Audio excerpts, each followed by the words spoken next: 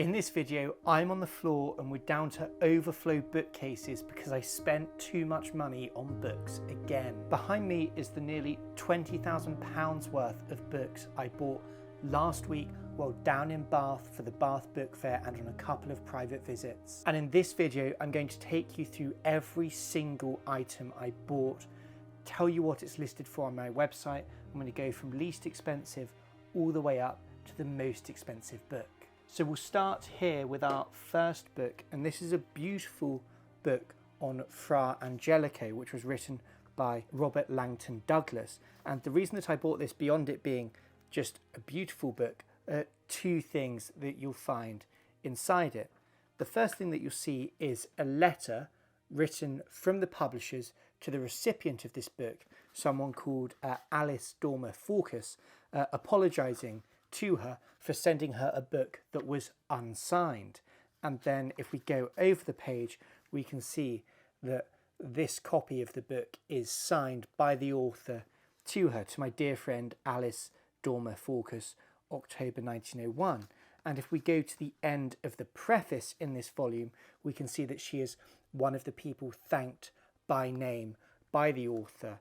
The Dormer Forcases were collectors of Renaissance art. I imagine that's why Langton Douglas presented this volume of Fra Angelico to her, and this one is £125. Next up on the list, we have another beautifully bound book. This time it's not in its original publisher's binding, but an early binding and possibly a presentation binding. We can see the title here. It says Palmyra and Rome, and if I carefully open it up, you can see just how beautiful this binding is. It's still in very, very nice condition, and this work contains translations into English of two bits of ancient history. We can see the first part here, titled Palmyra, reproduces in English the letters of Lucius M. Piso to his friend Marcus Curtius in Rome, and we have that all through the first half of the book, and then we get to the second half of the book and we have more letters written by Lucius M. Piso, but this time he is in Rome and he is writing to Fausta, the daughter of Gracchus. The two bits of work were printed separately. They're printed in Edinburgh in 1839, the first one, and 1840, the second one, and then put together in this very, very beautiful binding. This one is £175, and that brings us on to our next book, another wraparound style, but much more modern.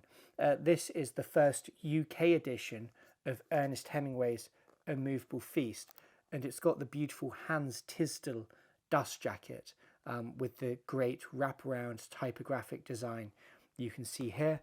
It's a really, really lovely copy. That one is priced at £195, which brings us to the very last item on the bottom shelf, which is this rather lovely thing, Old Peter's Russian Tales by Arthur Ransom. Arthur Ransom would go on, of course, to write the Swallows and Amazons books and achieve great fame and celebrity for those. But before that, he worked as a journalist in Russia, as well as a jobbing author and editor and biographer, among other things. And this is one of his first looks at storytelling for children in his career, and it's a collection of Russian fairy tales with beautiful illustrations by Dmitry Mitrokhin. You can see the frontispiece illustration here. We have these beautifully decorated end papers, and then you have the fairy tales continue throughout the book, as well as more colour plates throughout. Let me just show you. This one's a little bit creepy. But yeah, beautiful children's book from 1916 by a great author and really interesting character in Arthur Ransom. I mean, what he was doing in Russia in the early 20th century is worth a video all of its own. But this, for a beautiful copy of the first edition of Old Peter's Russia's Tales, that one is £250, and we stick with the fairy tale theme as we move up to the first book on the next shelf. This is really beautifully produced. This is Perrault's Tales, edited by Andrew Lang. Charles Perrault, of course, the great French fairy tale collector and writer, and This is a really beautifully produced book. This is from 1888, and you can see here it's printed on this lovely untrimmed paper. And for pretty much the first half of the book, all the way up to here, we have Andrew Lang's introduction to Perrault and his tales and description of him and his work. And this is really, really interesting because this is in 1888, and it's only the very next year, 1889, that the first of Lang's coloured fairy books, the Blue Fairy Book, is published. So really interesting to see his engagement with European fairy tales at this stage. And then, of course, at the back half of the book, you have reproduced the original French of Perrault's fairy tales, Histoire au conte de temps passé. Really lovely copy in its original binding. That incidentally is £250. This is a triple-decker set of Ivanhoe by Walter Scott, one of his great novels and one of the great novels of the 19th century. And this is the second edition. I'll show you the title page here. You can see just there it says that this is the second edition of Ivanhoe. The first edition was also published in 1820. So lovely set of Ivanhoe here and a great piece of literary history. That incidentally is £250. Here we have a beautiful set of the Arabian Nights in English. This is E.W. Lane's edition of the Arabian Nights. It's 3 volumes, all in their original cloth bindings and all in really lovely condition. I'll open it up here, and we actually have 3 title pages, which is a real thrill. We've got our engraved title page here. We've then got our illuminated title page, which is by the great Victorian artist and designer Owen Jones. And we then have our title page telling us about it. So this is also the second edition of Lane's 1001 Nights or Arabian Nights. It's from 1847 in 3 volumes, and it's absolutely stunningly presented. Let me just take you to the first page. There we go. That's just the beginning of the introduction, and you have that standard of decoration throughout the book. A beautiful set, all in their original cloth bindings, and that is also £250. Next up, we're going a bit more modern, in fact, much more modern. This is definitely, by some way, the most modern book I'm going to show you. This is the first edition of George R.R. Martin's Fire and Blood, which, if you're obsessed with House of the Dragon like I am, you'll know is the inspiration for that TV show. It's the history of the House of Targaryen. This is a first edition published by Harper Voyager in London in 2018, I think it is, and this copy is also signed by George Martin. I won't show you too much inside the book because I don't want to give you any spoilers if you're currently watching the TV show, but it is beautifully produced and illustrated throughout. That's a really lovely thing, signed by George Martin, also £250. And then we'll go to George Martin's great sort of hero slash anti-hero in the fantasy world, J.R.R. Tolkien, and a beautiful copy of the first edition of The Road Goes Ever On, which is Donald Swan's setting to music of some of Tolkien's poems from The Lord of the Rings and The Hobbit. Beautifully done to a very high quality. And this one is £325, which brings us towards the top shelf of this first bookcase here. And we've got 2 big books up here, so let me get them down. These are both absolutely stunning and very, very heavy, but they're in these extraordinary original red Morocco bindings with lovely tooling and gilt work. You can just see how beautiful they are here. The full title is Pictures and Royal Portraits Illustrative of English and Scottish History. But I mean, the thing that's so drop dead about these is these 2 beautiful bindings in a full red leather. So they're real showstoppers, and they are also £325. Next up, we have one of my favourite editions of The Lord of the Rings. This is the India paper edition of The Lord of the Rings. It's in its original box and its original glassine dust wrapper, which means that when I gently pull it off, you can see it's still gleaming and in beautiful condition. And in here we have all 1100 pages of the 3 volumes of Lord of the Rings presented in one volume. And the reason they can do that is because it's printed on India paper, this incredibly thin Bible paper. If you had a Bible in school growing up, you might be familiar with this type of paper. But it's a beautifully presented edition of the Lord of the Rings, one of my absolute favourites. And this one, a pristine copy in its original box, is also £325. So we're coming to the end of our first bookcase here. But this is really beautiful and one of my favourite items. It's also beautifully bound, but this is much, much earlier. This is a copy of Richardson's dissertation on the languages, literature and manners of Eastern nations, which is basically a guide to Persian and Arabic. So we've got a beautiful tree calf binding here, and we call it tree calf because you have this pattern in the leather that ends up looking like the sort of root of a tree running through the middle and branches coming off either side. So a really, really beautiful thing on the Arabic language there. And that one is £395. Next up, we have one of my favourite C.S. Lewis books. And really, it's 3 books for the price of one, because these are the 3 original parts of Mere Christianity, Lewis's most famous theological book.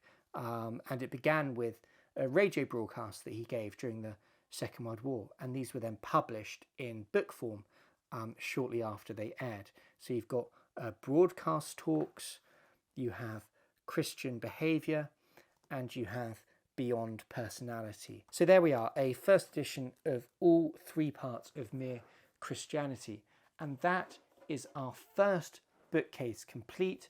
The Mere Christianity is priced at £495, which is a little more than the books we're going to look at next, but as you can see, they're massive and could only fit down here. So we'll move on to those now. We have 2 matching volumes really of art history. They both weigh an absolute ton, so we'll talk about them together. So this volume, as you can see, is on Gainsborough, and we've also got this volume which is on Joshua Reynolds, and they are both bound in these amazing full Morocco bindings, which were done by, if we look at our ticket, they were done by Edmund Worrell of Birmingham for the collector Robert J. Hayhurst. So we've got this binding here, and you can see this is basically the size of my entire upper body. Inside, gosh, this looks so big on camera just looking at the reflection. We have reproductions of both of their work. So I'll show you an example here of one of those.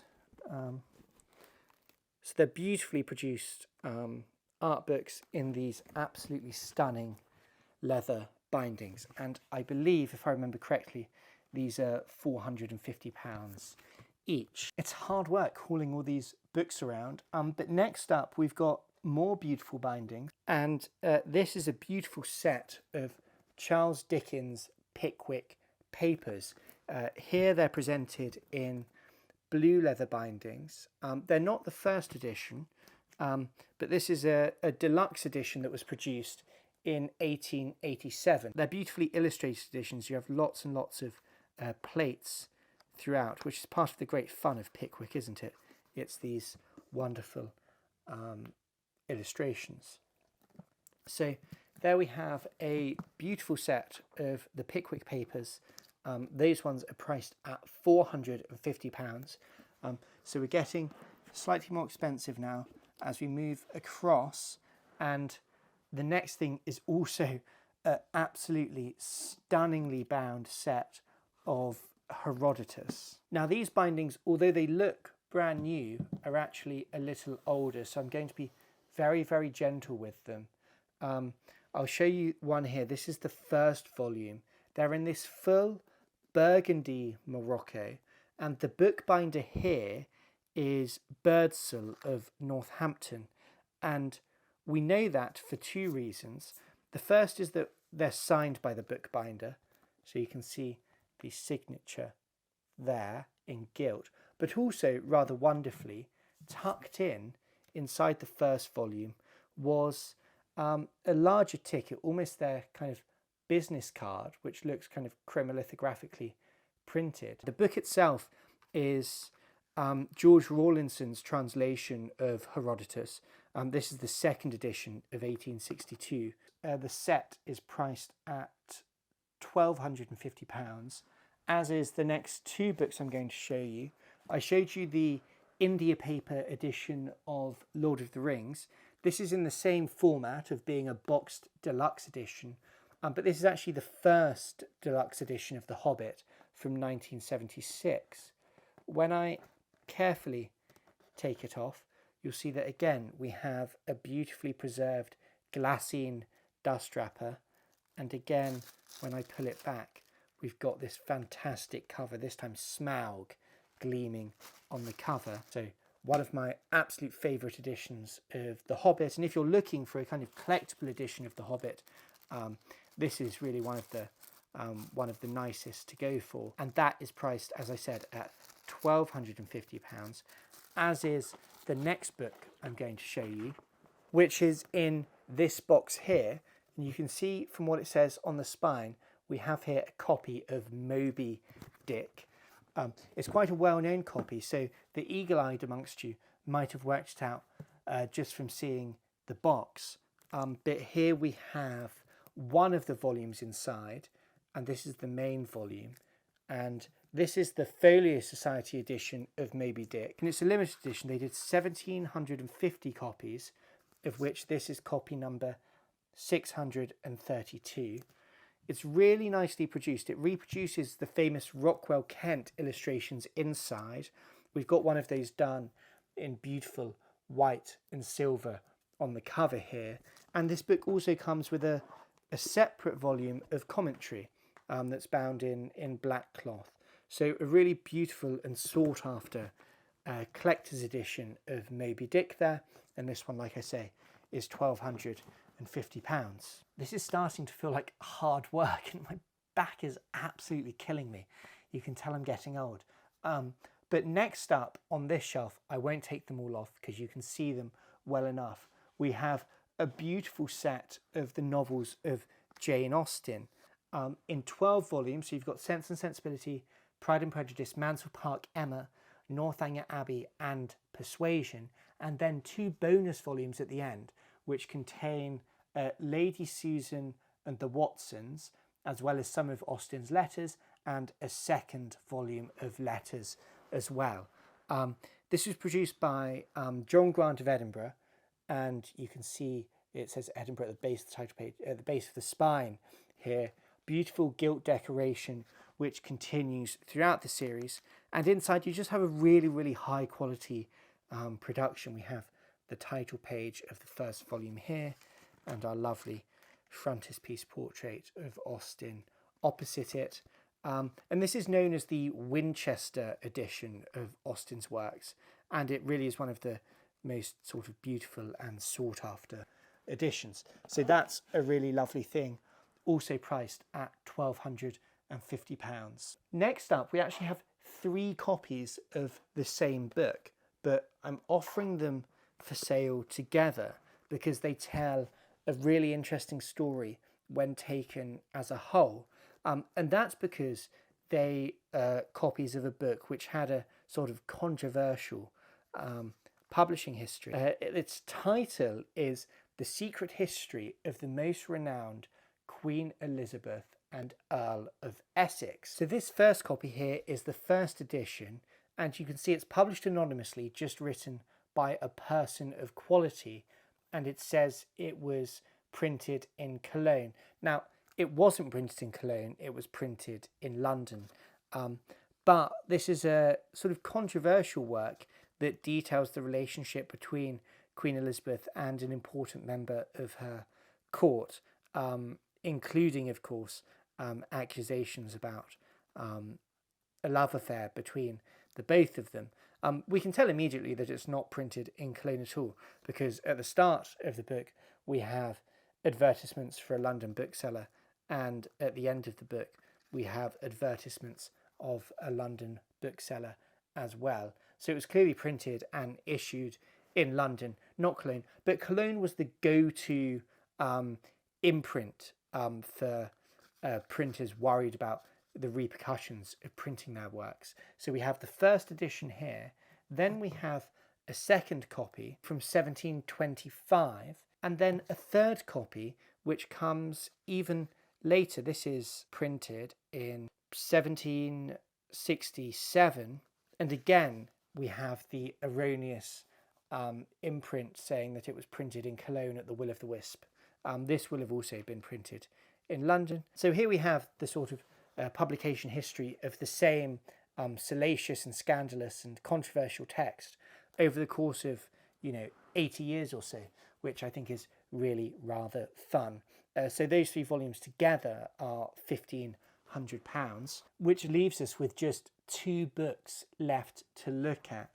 We have first up this beautifully bound book, yet another in a series of beautiful bindings that we have here. You can see the stunning design here.